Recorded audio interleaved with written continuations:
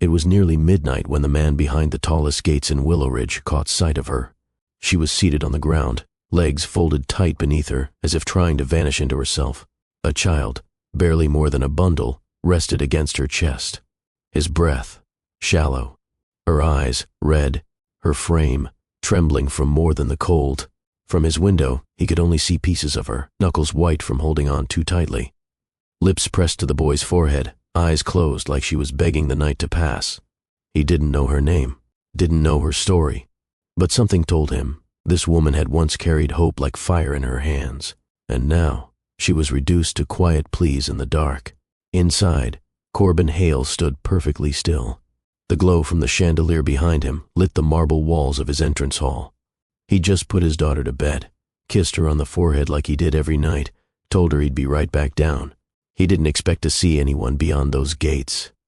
Not at this hour, not like this. The house was silent, the kind of silence that settles into places too big and too empty. He had built an empire with these hands, signed deals that changed lives, built foundations, and funded futures. Yet tonight, all of it felt useless. Have you ever felt invisible, even when the world could see you? That's what it looked like. That's what she looked like. He should have called security. He could have turned away. But he didn't. He moved to the front door without thinking, his chest tight, his throat thick. She didn't look up when he stepped outside. She didn't move when the gate opened. She didn't flinch when his voice reached her. "Ma'am, are you all right?" Her eyes opened slowly, tired, afraid, guarded. She opened her mouth to speak, but only managed to whisper, "Please, my son, he's burning up." Corbin knelt, not as a man of wealth, not as a CEO, just a father, just a man who knew what it felt like to hold someone you couldn't bear to lose. Corbin reached for the child first. His hands were steady, practiced, the kind of calm only a father learns, from comforting their own child through long fevered nights. He pressed the back of his hand to the boy's cheek, burning. Without a word, he took off his jacket and wrapped it around the small frame. The mother flinched, unsure. Her lips parted again, this time an apology. "I'm not trying to trespass," she whispered. "I just needed a place to sit." He looked at her, the way her lashes stuck together from tears, the way she held her son like he was all she had left. Her voice wasn't asking for anything. She was only explaining why she hadn't kept walking. "I'll help," Corbin said softly. "Let me help." He didn't wait for her to believe him. He just reached out his hand. She stared at it like it might vanish, like maybe it was a trick of the light.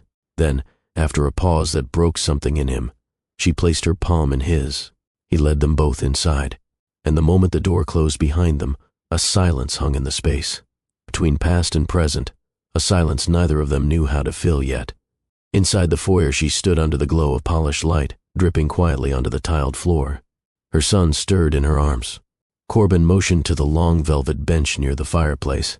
"Please," he said, "sit. I'll bring towels and food." She hesitated. Her eyes scanned the opulence, the ceilings that stretched too high, the warmth that felt unearned. She swallowed hard. "I don't take handouts," she murmured. Corbin stopped in the doorway. His reply was gentle. "It's not a handout, it's a doorway. You've already walked through it. A flicker, that's all." But something in her face softened. "Before we go any further, if you believe in second chances and stories that heal, go ahead and like this video and subscribe. This story just might stay with you." He returned with blankets, a bowl of soup, and a fresh shirt folded across his arm. As she fed her son, her fingers trembled, but her eyes never left Corbin's. The fire cracked in the distance as the boy's breathing began to settle. She hadn't spoken much, but when Corbin returned, her voice was steadier. "He hasn't eaten since yesterday," she admitted, her eyes fixed on her child. "I gave him the last of what I had." Her voice caught in her throat, but she refused to cry again. Not in front of this man. Not in this house that looked like something out of a world she was never meant to step into. Corbin didn't press. He sat across from her, close, but not too close. Present, but not imposing. "What's his name?" he asked. "Cairo," she answered. "He's 5. Corbin nodded. "My daughter's 6. Her name's Alara." The sound of soft footsteps padded down the staircase, followed by a quiet voice. "Daddy?" A small girl peeked into the room. clutching a stuffed bear. Her gaze fell on the stranger beside the fire, then the boy curled in her lap. Corbin rose and met her halfway. "It's okay, sweetheart. There are guests tonight." Ilara looked back at the woman, then stepped forward and held out her teddy bear to the sleeping boy. No words, just a quiet offering. Mira's lips parted in disbelief, not at the child's kindness, but at how effortlessly it came, like kindness had a place in this home, like it was normal here. That was the first time Mira looked at Corbin like he wasn't just a stranger, but someone who saw her, not just a woman on the street, not just a mother in need, but someone who mattered. He didn't ask her what had happened. He didn't need to.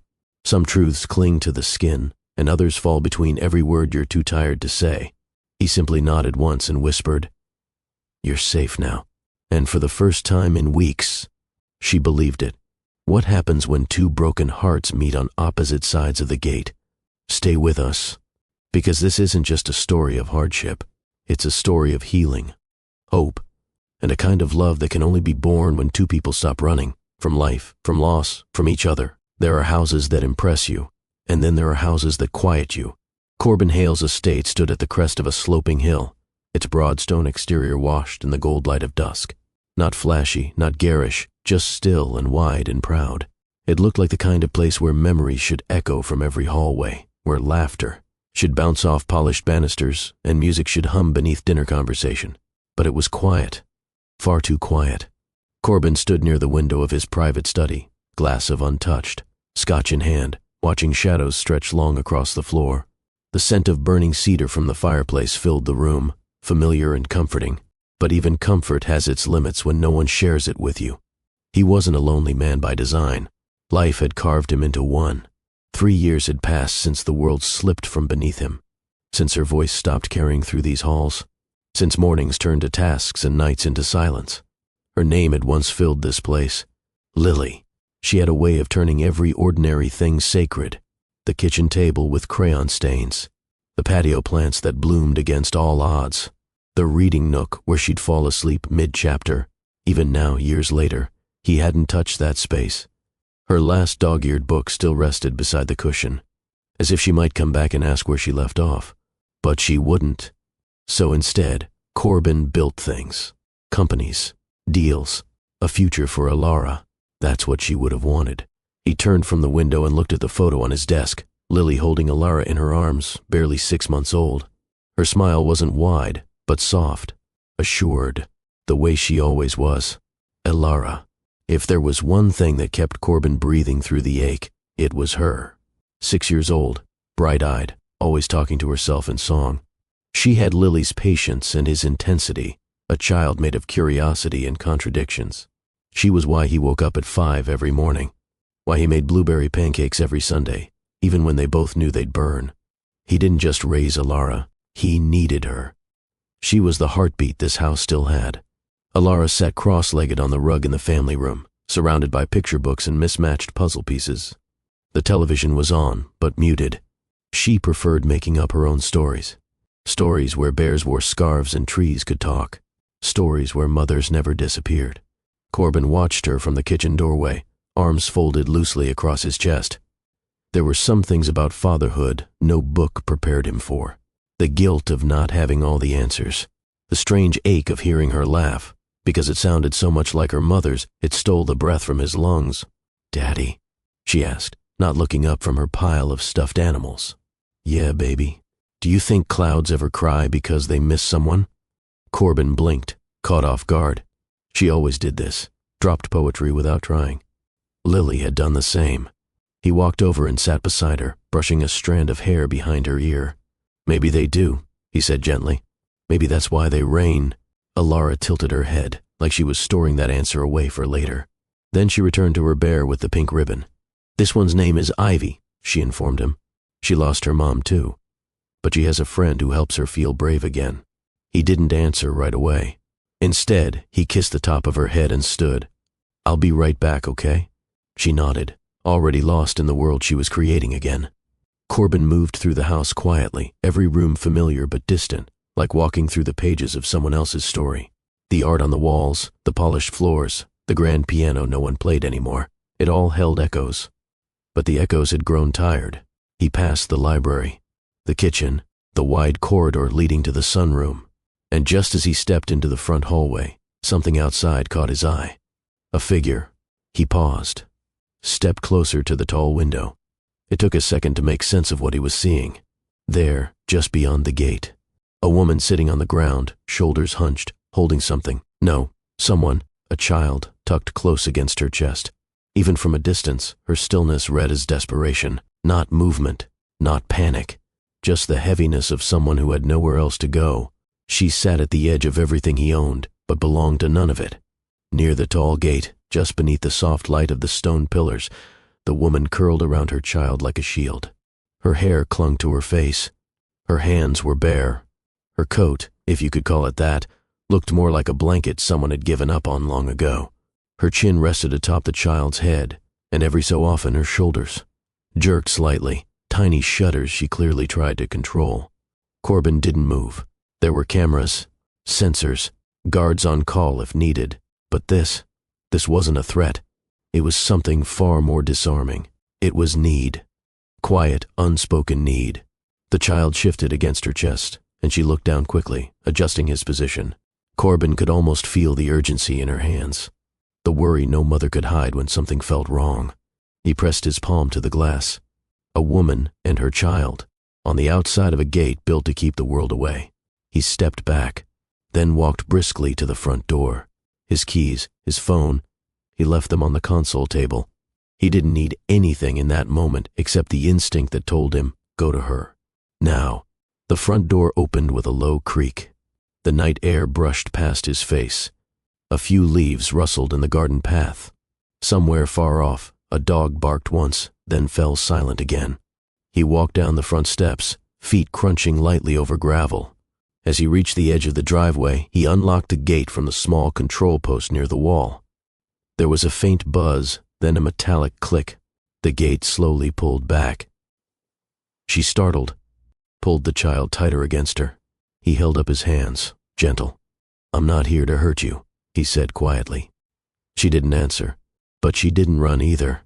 Corbin knelt just outside the gate, knees on the cold pavement. His voice came low, measured, but warm. "You're not alone anymore." Her eyes lifted, and for the briefest moment, he saw more than exhaustion.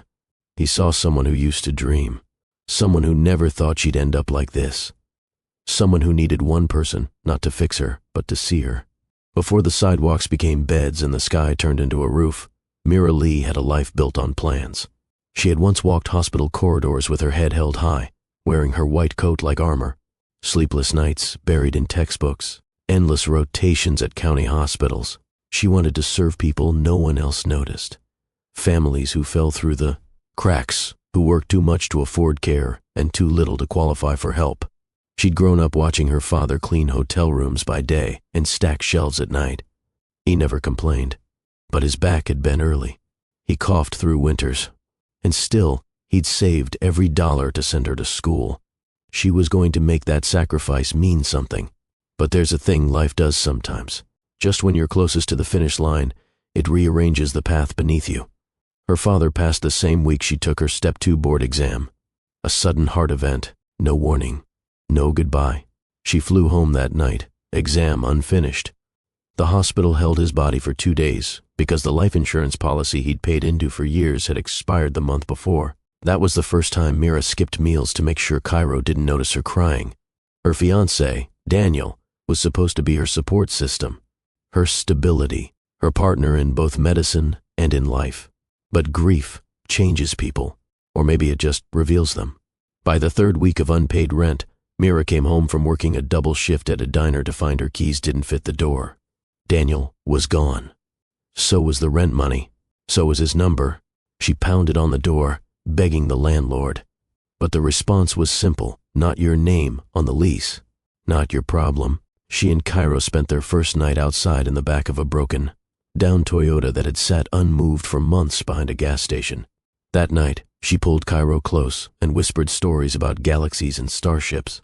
He thought they were camping. She let him believe that. The mornings were the hardest, waking up without warmth, brushing her hand over Cairo's forehead and pretending not to panic at how hot he felt. Convincing him it was an adventure, that they were traveling through the city on a secret mission. He smiled at first. Kids are built to believe, but every day chipped away at her. She walked for hours with blistered feet, asking churches for food pantries, standing in long lines for day shelters, getting turned away from others already past capacity. She applied for anything, cleaning shifts, waitressing, delivery jobs, but nobody wanted to hire someone with no address and a child in tow. She kept her coat buttoned at the thrift store she changed in, hiding the fact that the zipper didn't work. She saved what little food she had for Cairo. Sometimes a granola bar would last him 2 meals if she broke it just right. Cairo began coughing in the second week. It was light at first, but then it settled into his chest, deep and rattling. She tried to find a clinic that would take them.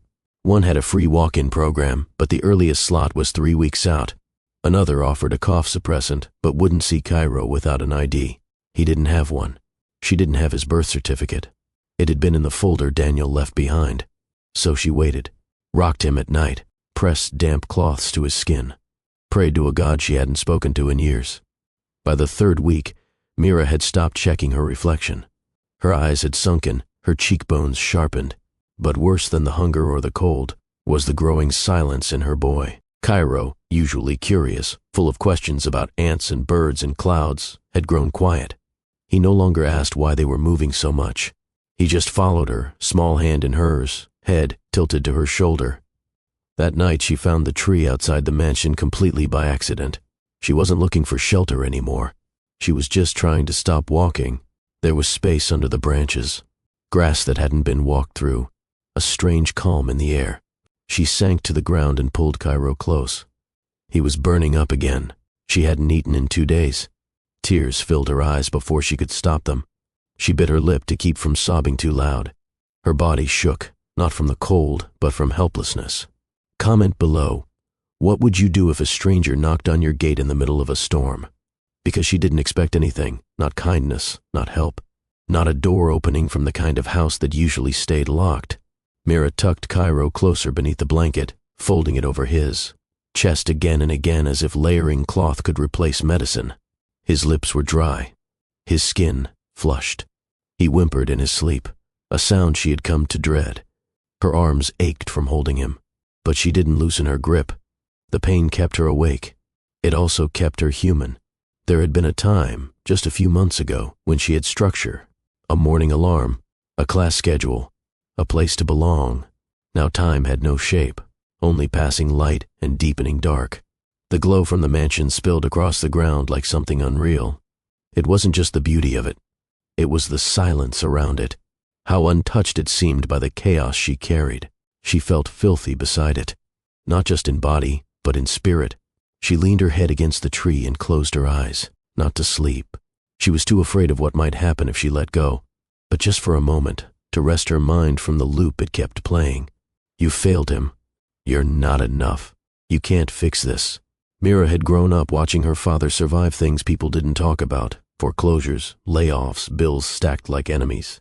He'd always said, as long as we've got breath, we're still fighting. But tonight, Mira didn't want to fight anymore. She had nothing left, not even breath that felt like her own. She bent forward, pressing her lips to Cairo's forehead, whispering his name in the smallest voice. I'm sorry, baby. I'm so sorry. She didn't hear the footsteps at first. She didn't register the soft click of a lock releasing. But she felt it, some shift in the air, some pull on the moment. She looked up, blinking through tired eyes. There, just beyond the iron gate, a man stood, not cold, not distant, just still. He said nothing at first, and she wondered if he was real. Then, quietly, gently, you shouldn't be out here. She tightened her arms around Cairo. Her body stiffened. Words lodged in her throat. But something about his voice felt different, not rehearsed, not defensive, just confused, concerned, human. She searched his eyes for judgment, but found something else entirely. Recognition, as if he understood, as if he'd once stood in the same ache, even if the details were different. He took one step closer. You need help, he said. She almost denied it, almost said, we're fine. We'll leave. But her body betrayed her. Her arms loosened. Her face crumpled, and in a voice that barely broke the night, she whispered, "He's sick." Corbin lowered his head and pressed the control panel beside the gate. The metal eased open with a low mechanical hum. He crossed the distance slowly, his eyes never leaving hers. She watched him, waiting for hesitation, waiting for the conditions, the questions, but none came.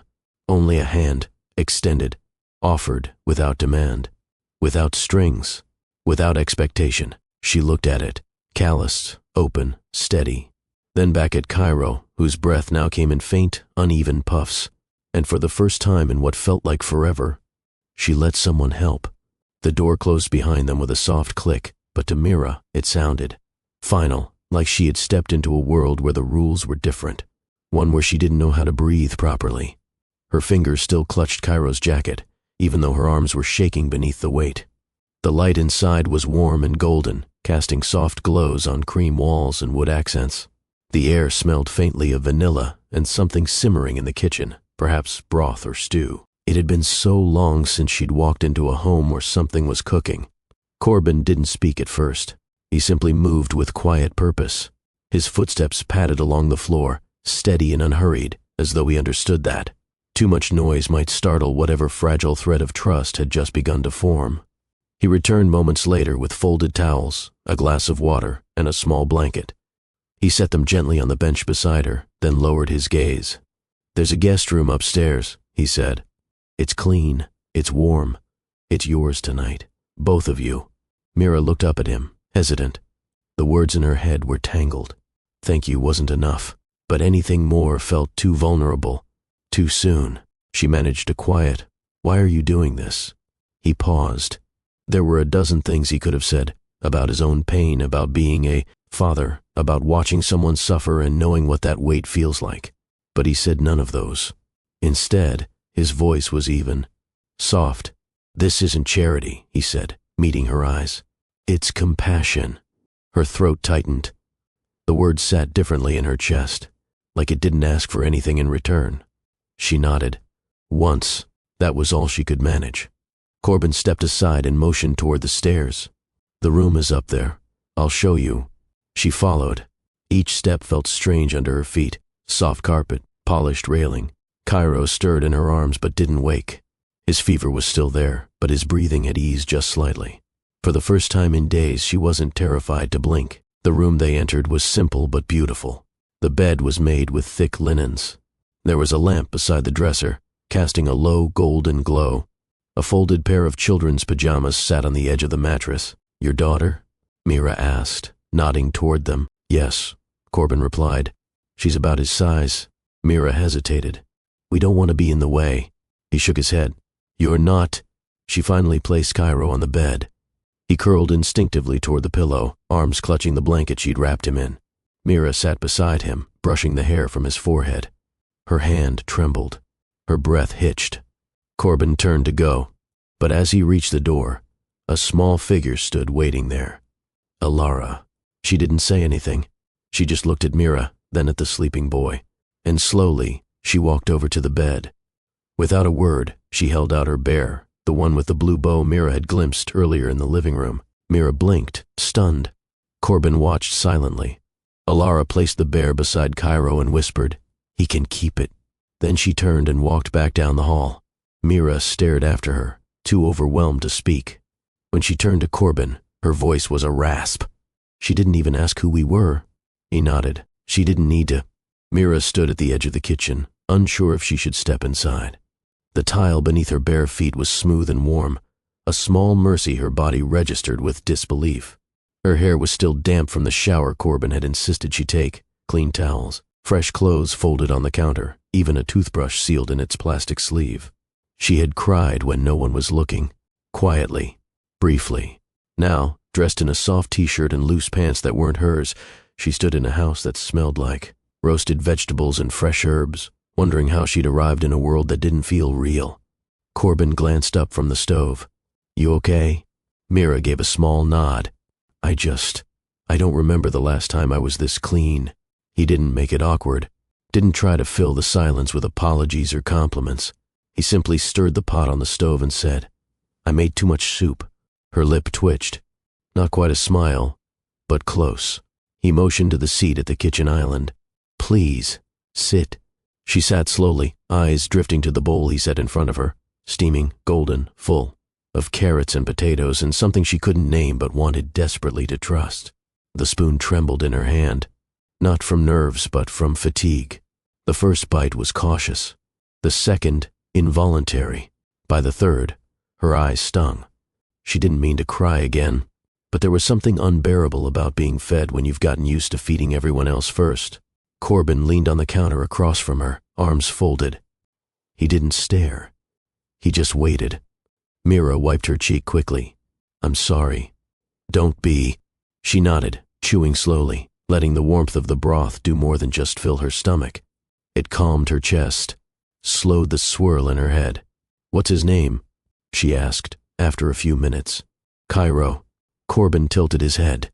"No, I mean, his father." Mira's spoon paused in the bowl. She looked up, face unreadable. "Gone," she said simply, and not just in the physical sense. Corbin didn't press. They sat in the hush between two people who had both seen too much to ask for more than what was in front of them. "He'll be okay," Corbin said gently. "Your boy. I've got a pediatrician, friend of the family. I can call her in the morning." Her hand tightened slightly around the spoon. "You don't have to." "I know." She met his gaze fully this time. "Steady, honest. You don't even know me. I don't need to." That landed differently. She stared at him for a moment longer, then looked down at her half-empty bowl. "You really made too much soup?" she asked softly. Corbin allowed the smallest smirk. "Okay, I may have made it on purpose." This time, her laugh was real, brief but unfiltered. The sound startled her. So did the way Corbin looked at her when she laughed, not with surprise or admiration but with quiet recognition, as if he hadn't expected it tonight, but had hoped for it. Later that evening, Mira stood in the doorway of the guest room, watching Cairo sleep. His fever had broken slightly. His breaths came easier now, his lips no longer as dry. The bear Lara had offered rested beneath his arm, clutched as if it had always been his. She didn't want to move, didn't want to speak, didn't want the moment to end. A soft knock broke the stillness. Corbin stood outside the doorway, holding a small tray, a glass of water, a few fever strips, a folded note. "I didn't want to disturb him," he said, nodding toward the bed. "But just in case he wakes again." Mira stepped aside to let him in. He walked quietly, placing the tray on the small dresser. She watched his movements. Intentional, gentle. There was a kind of care to the way he occupied the room, as if he respected space, knew not to crowd it, but wasn't afraid to be present in it either. He glanced at her once more before stepping back out, but she stopped him. "Do you ever stop moving?" she asked, her voice low. He blinked, surprised. She leaned against the wall, arms folded loosely over her chest. "Since I got here, you've done nothing but take care of everything. Do you ever just sit still?" He hesitated. "Not often." "You should." They looked at each other, and for the first time that night, the silence between them didn't feel like an empty pause. It felt shared. "I'm still learning how to sit still," she added. "When you lose control of everything, you try to control what you can, even if it's just your breathing." He nodded slowly. "I understand." She smiled faintly. "I think you do." Neither moved. Neither filled the air with noise that didn't need to exist. "You should rest," Corbin said finally, voice softer than before. Mira nodded. "I will." As he turned to go, she called after him.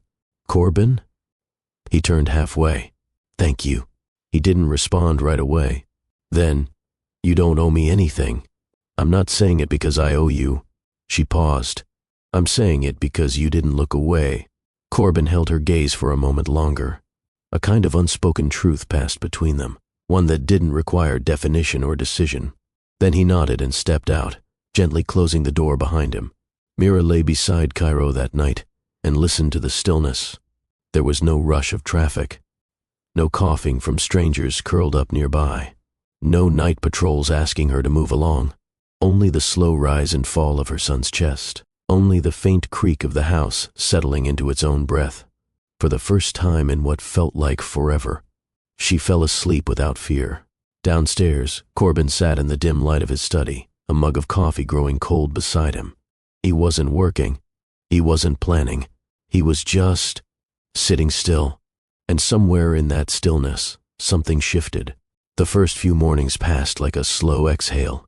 Mira would wake to sunlight leaking through the curtain cracks, startled by the unfamiliar comfort of a real bed. It always took a moment to remember where she was, to remind herself she didn't have to gather their things before someone told them to leave. Cairo slept longer now. The fever had lifted after the second day. His appetite returned with an urgency that made Mira laugh behind her hand. He asked for seconds, sometimes thirds, cheeks full and eyes brighter. It was the kind of recovery only rest could bring. And rest, finally, had a name. The house, the rhythm, the people in it.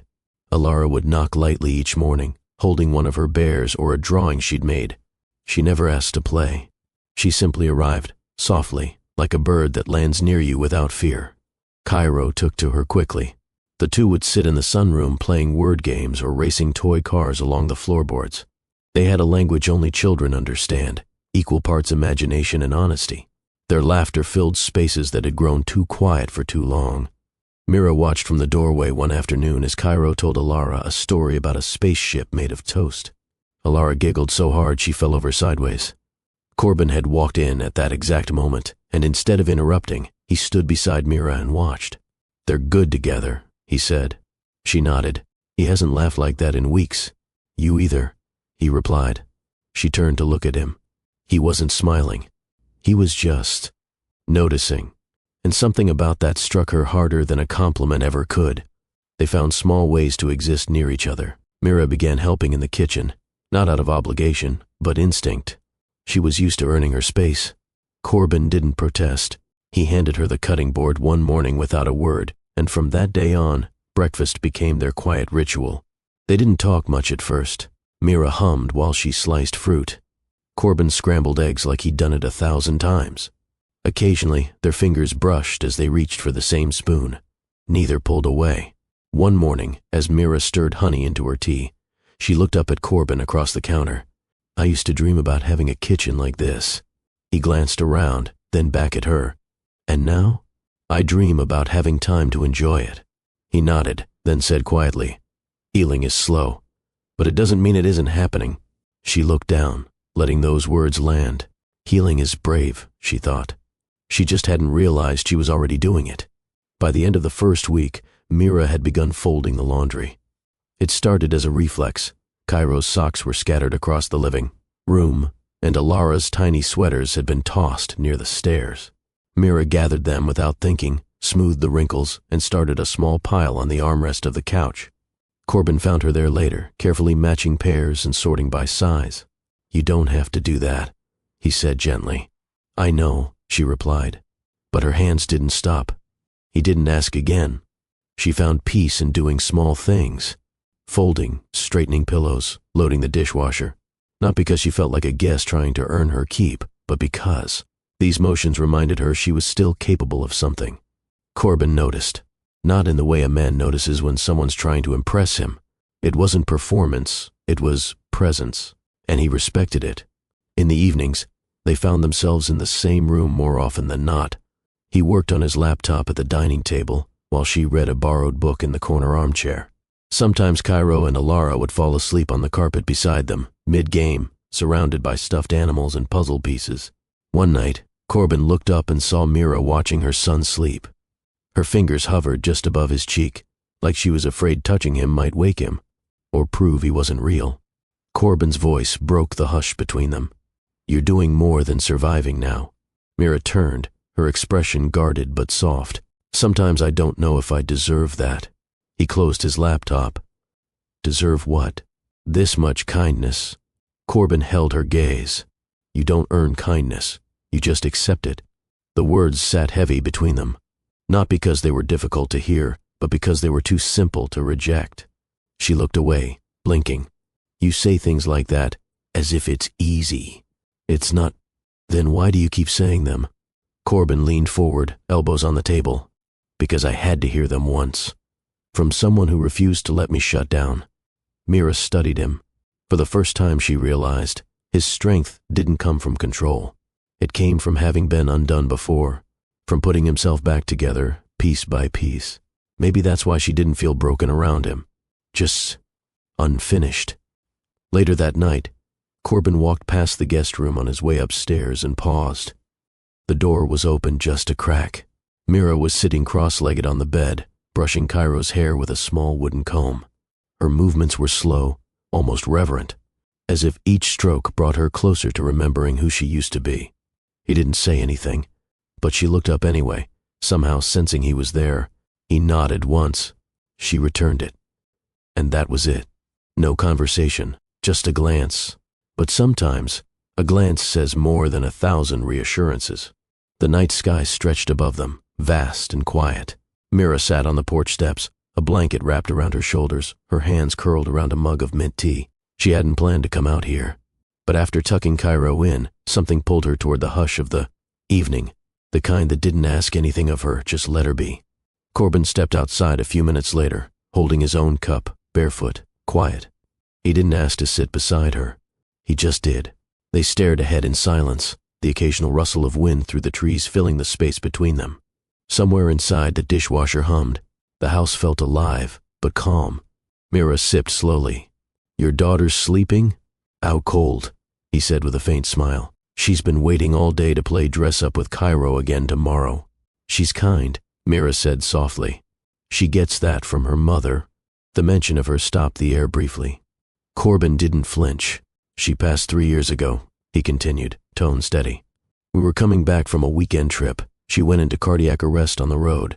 There wasn't time." Mira turned slightly toward him. "I'm sorry." He nodded once, eyes on the stars.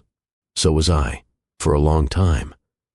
I was sorry for everything. What Alara lost, what I couldn't fix, what I didn't see coming."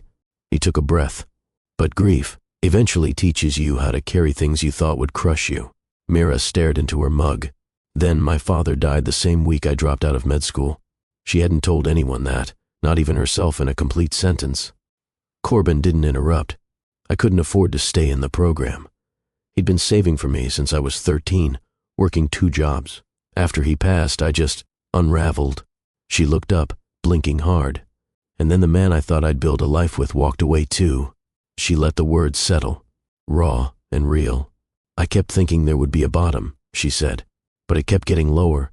Corbin's voice was quiet. "There's a point where it doesn't go lower, just sideways."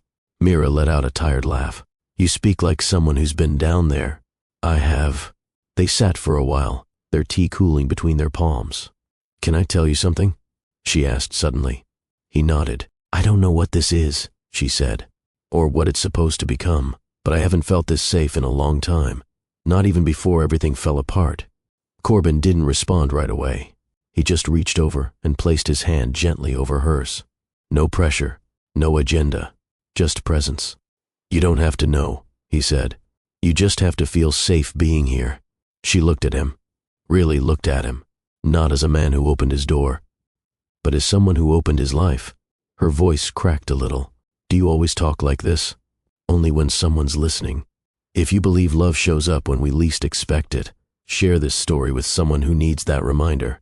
Inside, Cairo and Alara slept peacefully. Outside, 2 people who didn't plan on finding each other stayed exactly where they were, not because they had to, but because the stillness between them finally felt like healing. The house was asleep. Alara and Cairo had drifted off hours earlier, tucked under blankets, their breathing soft and rhythmic. The lights were low. Outside, the world lay still, but Corbin couldn't sleep.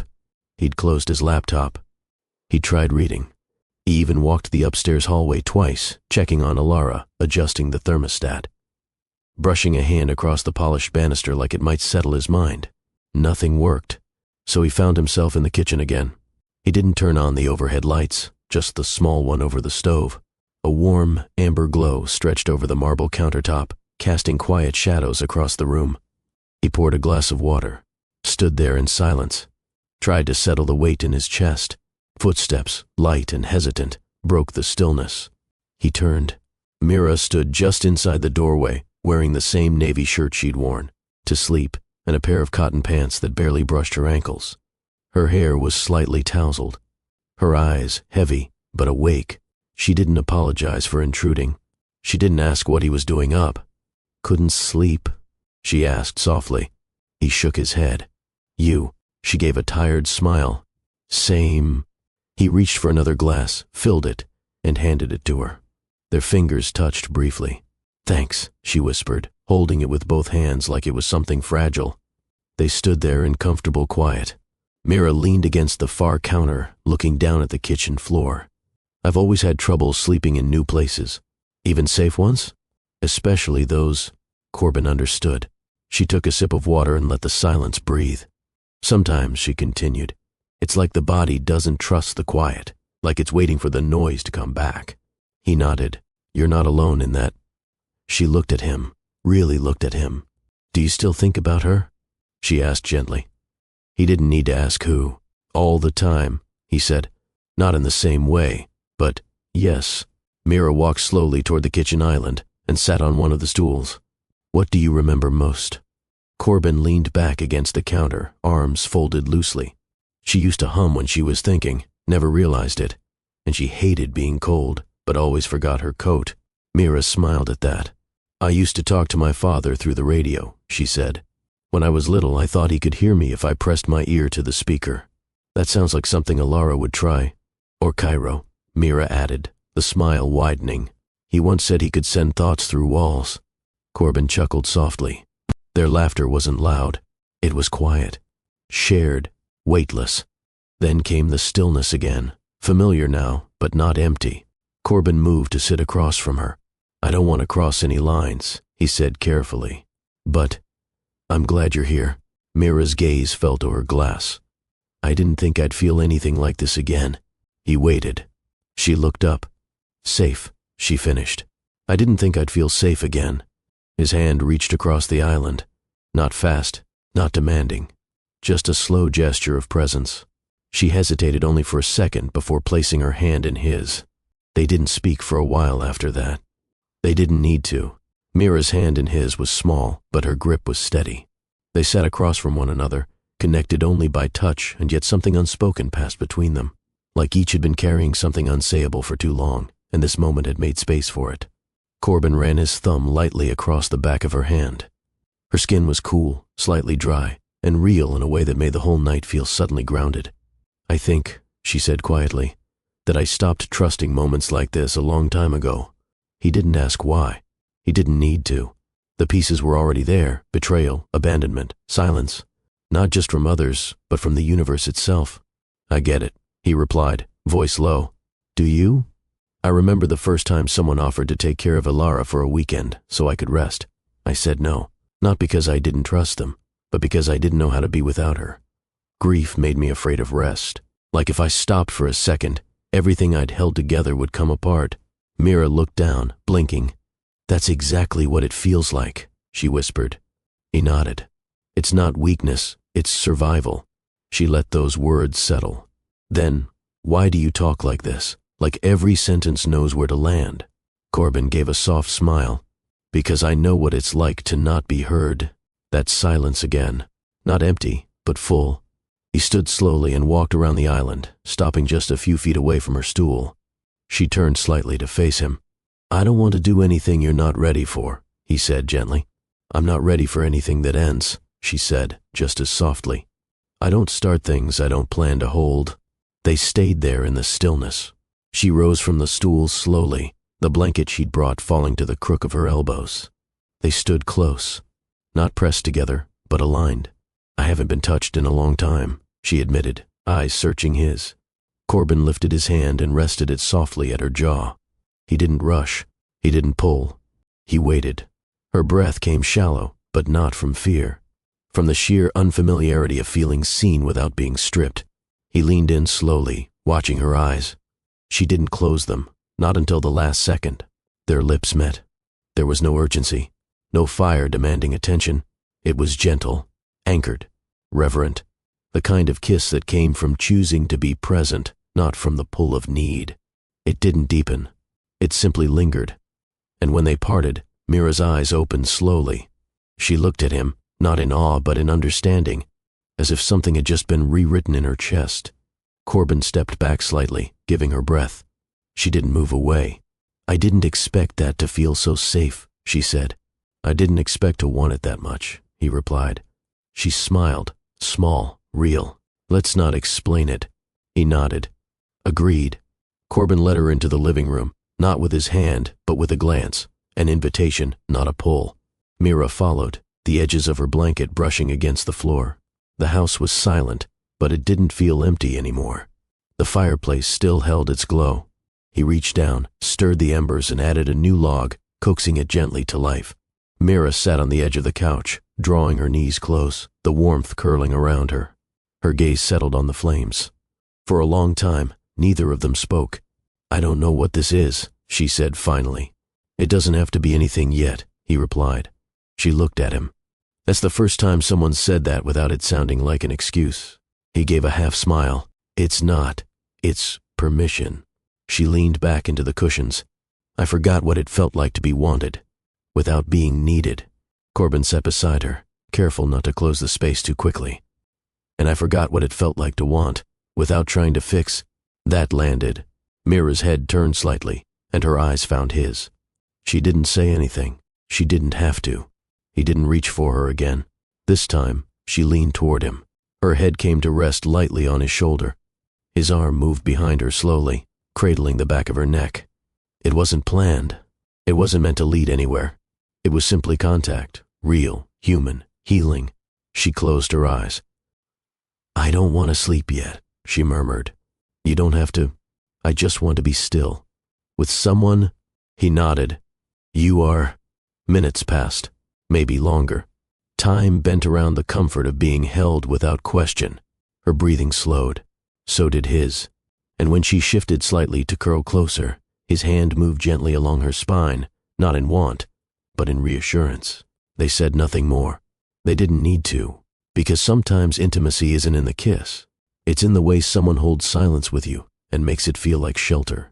When she finally stood to go back upstairs, he didn't ask her to stay.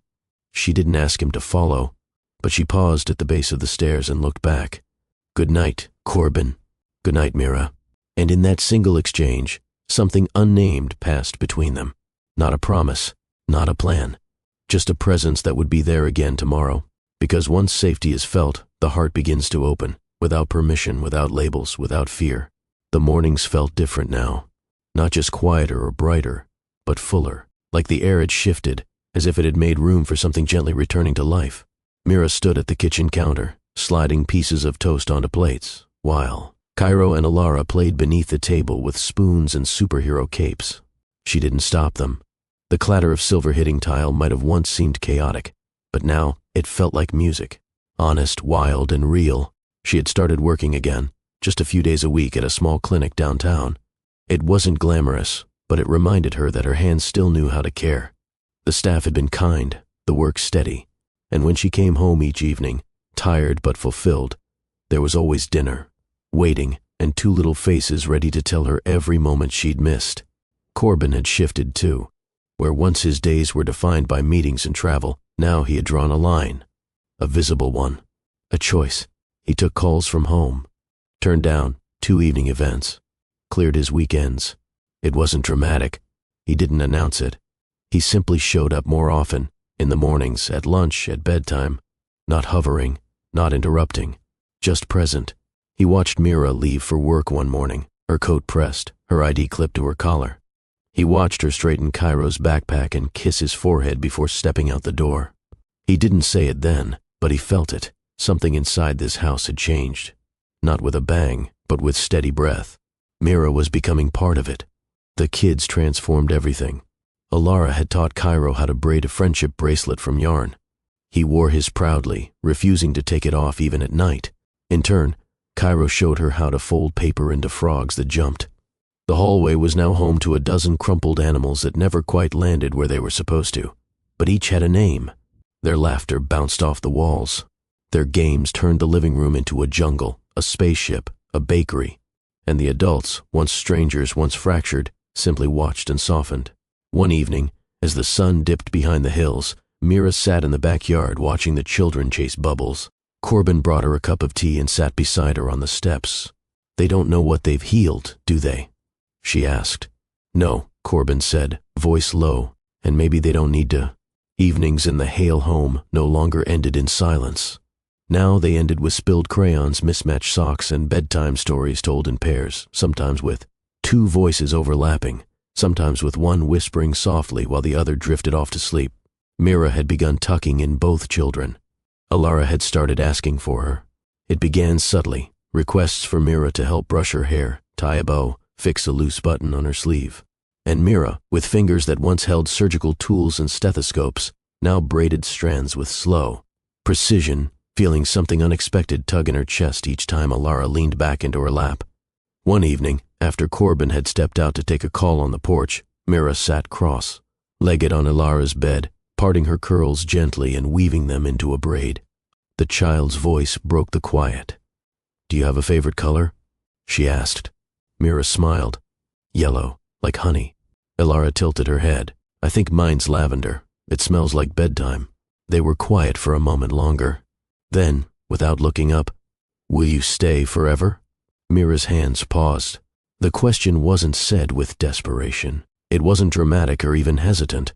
It was soft, earnest, like Alara had simply thought it, then said it out loud the way children do, with no awareness of how deeply those words might land. Mira blinked, her breath caught in her throat. She began, but the words didn't come. Alara looked over her shoulder, curious, but not afraid.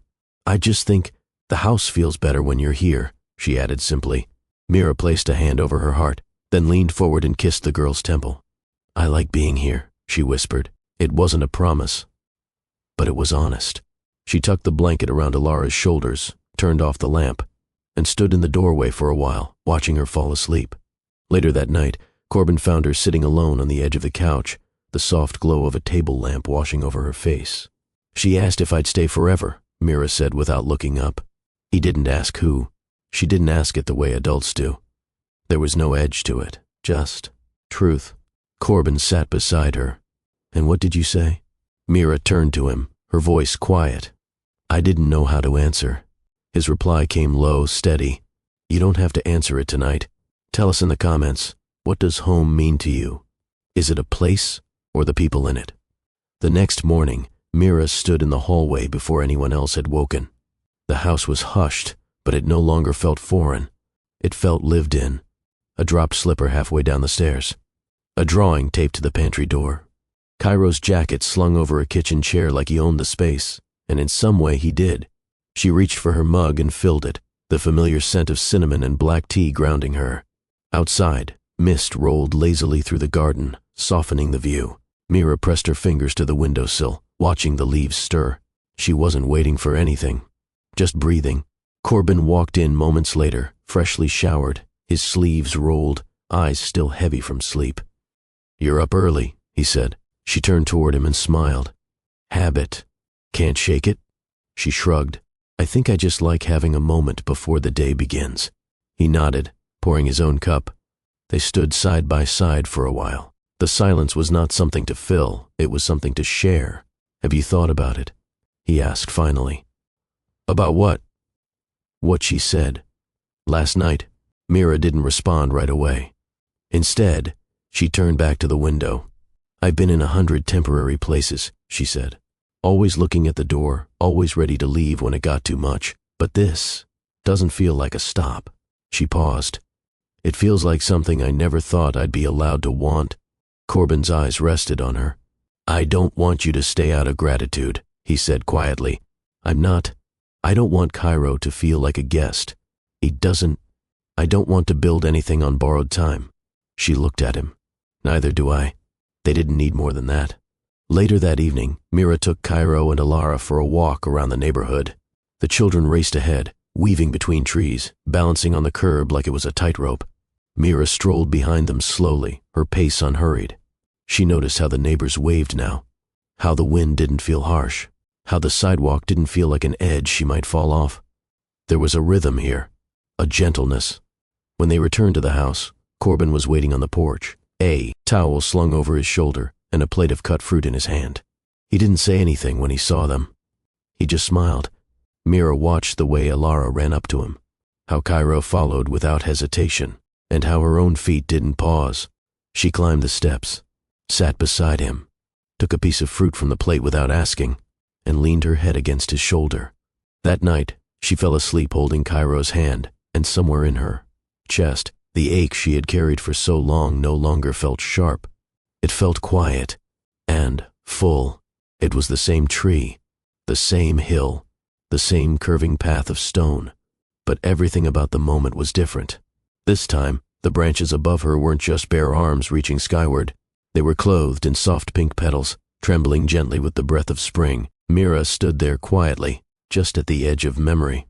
She hadn't expected a picnic. She hadn't expected music playing from a small radio tucked under the bench. She hadn't expected the subtle flicker of lights strung through the tree limbs, like the stars had chosen to arrive early. She especially hadn't expected him to smile at her like that. Not like a man full of nerves, but like a man who already knew the answer. Corbin stepped forward and offered her his hand. No crowd, no cameras, no stage. Just the place where her entire life had once fractured, now offering her something she hadn't even let herself hope for. She took his hand. They didn't speak at first.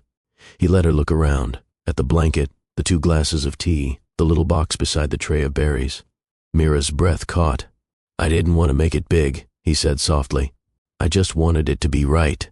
She looked up at him. "You brought me back here." "I did." "Why?" "Because it's where you thought you broke." He knelt, not suddenly, not ceremonially, just gently. "And because it's where I saw the beginning." Mira blinked, her throat tightening. "I don't have a perfect plan," Corbin continued. "I'll forget to rinse the dishes sometimes. I'll probably burn the toast at least once a week. And I can't promise we'll never stumble." She smiled through the heat rising behind her eyes. "But I can promise this," he said. "I will not let you carry anything alone. Not the fear, not the joy, not the day-to-day.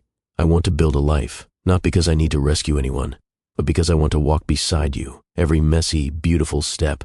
He opened the box. Inside was a ring, not flashy, not loud, just simple, delicate, honest. "I don't need perfect," he said. "I just need you." Mira didn't reach for the ring right away.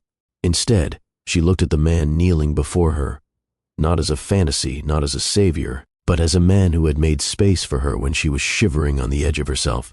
There were no violins, no camera flashes, no grand declarations shouting over wind, only 2 hands. One offered, one considering. "I used to think," she said slowly, "that love was something you earned by being perfect, by always saying the right thing, by holding yourself together, even when everything inside you was falling apart." Corbin stayed quiet, still. She knelt too, right there in the grass. "But you," she continued, "you never asked me to be perfect. You saw me broken, tired, afraid, and you didn't run. You didn't look away." "I couldn't," he said quietly. "You were never hard to see." Tears welled in her eyes but didn't fall. She reached for his hand, the one holding the small, delicate band. Not to take it yet, but just to hold it with him. "I don't know what forever looks like," she whispered. "But I know I don't want to spend another day building something that doesn't include you." He exhaled, his shoulders dropping just slightly, as though his body had been holding its breath as long as she had. "Yes," she said. A single word. Quiet. Complete. He slid the ring onto her finger with a reverence that said he wasn't just celebrating, he was honoring. Not just her love, but her strength, her journey, her choice. They leaned into each other, foreheads resting gently. No kiss followed immediately. Just stillness, presence, peace. Birdsong chirped softly in the trees. The wind whispered through blossoms above them. In the distance, the mansion stood watching. No longer a fortress of silence, but a house learning to hold joy again. They sat together under the tree until the light turned gold and the sun dipped low behind the hill. Mira leaned her head on Corbin's shoulder and whispered, "This place used to hold my worst night." He wrapped an arm around her. "Now it holds your new beginning." She closed her eyes. For the first time in years, she wasn't waiting for the next storm. She was home. The room was small, but filled with the quiet strength of women who had carried more than most would ever understand. Chipped paint lined the baseboards. A single fan hummed from the ceiling. Folding chairs creaked softly as bodies shifted, hands holding paper cups of lukewarm tea, eyes half curious, half weary. At the front of the room stood Mira. Not the Mira who once cried herself to sleep beneath an open sky. not the one who held a fevered child with trembling arms and no place to go. This Mira stood steady, in a soft blue dress. No makeup, no stage lighting, just presence. A few people recognized her from the clinic across town. Others had only heard of her story in pieces, passed through whispers and shelter walls. She cleared her throat once, then began. "I used to think strength meant silence," she said. "That if I kept moving, kept surviving, eventually I'd find peace." A pause. But peace doesn't come from pretending you're not hurting. It comes from being seen and choosing to let someone stay after they've seen it all. Some heads nodded. Others just listened. "I don't stand here because I figured it all out," she continued.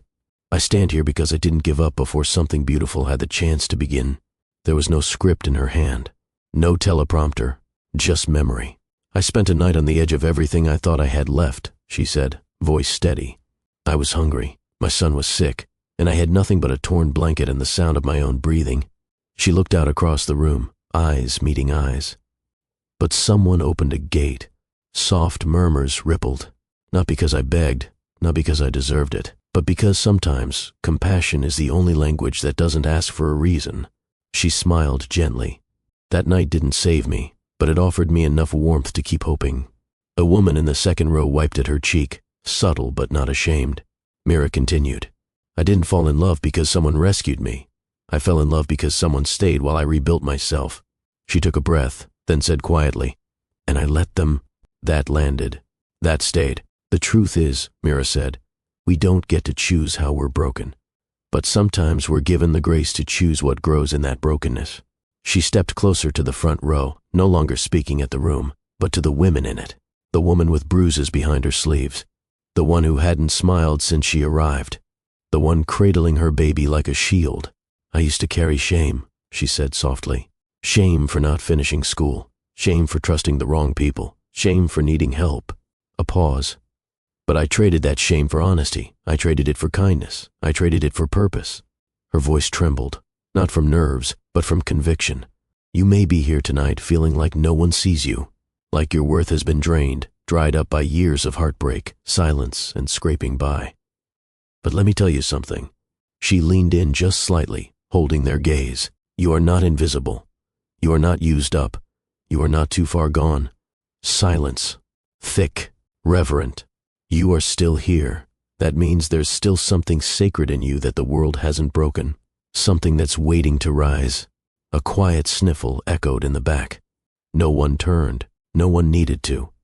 Mira exhaled slowly, then said the words that had lived inside her for years, now ready to be offered like a lantern in a long hallway. "I once cried beneath a tree, thinking my life was over. But what I didn't know was that pain carves space for hope, and hope, real hope, is born from people who see you, not for what you lack, but for what you carry inside." No applause followed, only silence. Then a chair slid gently back. A woman stood. Quiet tears streaked her cheeks. She didn't speak. She simply walked forward and wrapped her arms around Mira. One by one, others joined, not in noise, but in warmth. That night, Mira didn't leave the shelter with applause or accolades. She left with connection. She left with the soft hum of possibility blooming again. And later that evening, as she tucked Alara into bed and kissed Cairo's forehead, she stood by the window for a moment. She wasn't watching for storms. She was watching the stillness. She was home. If this story touched you, don't let it end here. Like, subscribe, and share it with someone who needs hope today. Because sometimes the rose blooms after the storm,